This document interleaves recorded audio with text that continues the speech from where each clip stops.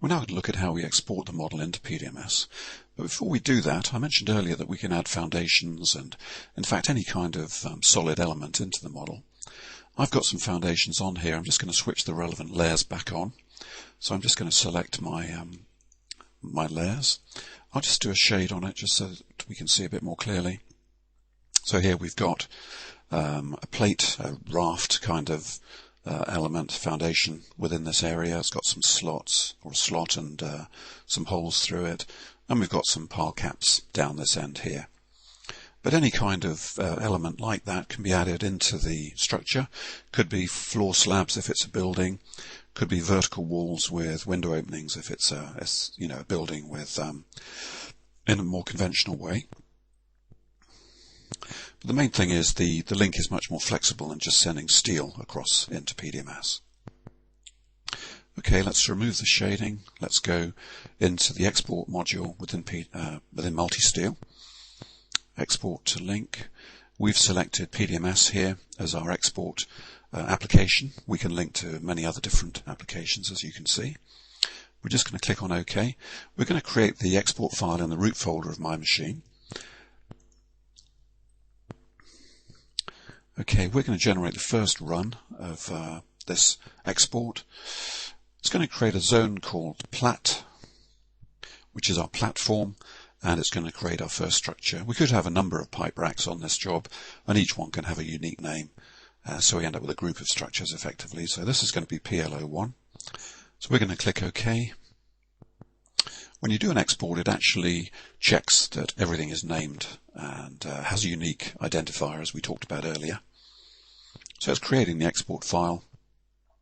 It gives a little summary report at the end. It's exported 479 members. It tells you which zone and which structure name it's going to go into. So we'll click on OK. I'm just going to flick into Explorer so I can see my files.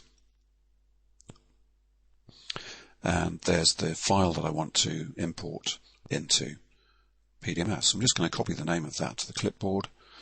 Let's go over to PDMS. This is where we were just now. To import it, we use the macro import command in PDMS, which is $M, enter the path, paste in the file name, hit return. Okay, so our structure, we can see part of it at the moment. We just need to zoom to the entire draw list. Okay, and now we're just going to rotate and view our model. So that's a complete representation, an accurate representation of the structure as we had it in Multisteel.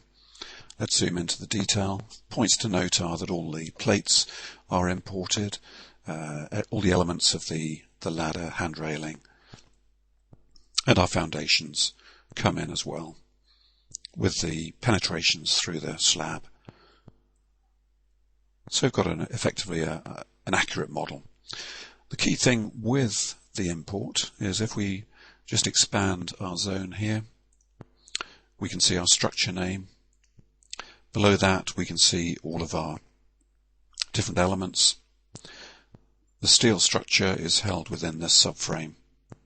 So what it's doing is it's actually building the hierarchy, detail hierarchy within PDMS. That's vitally important because it then observes and fits in with the overall database structure of PDMS.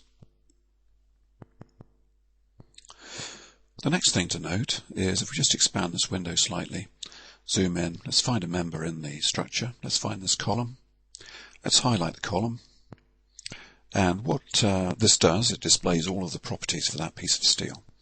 So it has its unique name. We stressed the importance of that earlier.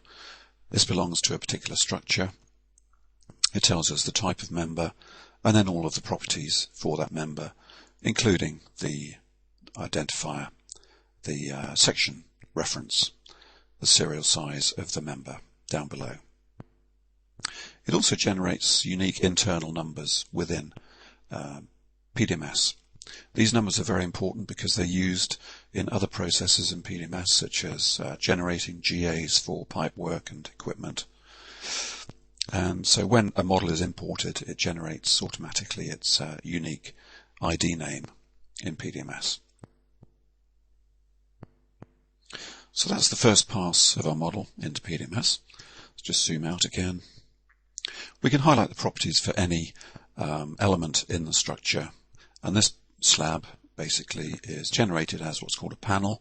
So it's a panel element within PDMS, and it has perforations removed from it, as you can see. Okay, we're now going to look at what happens if we want to add members to the structure.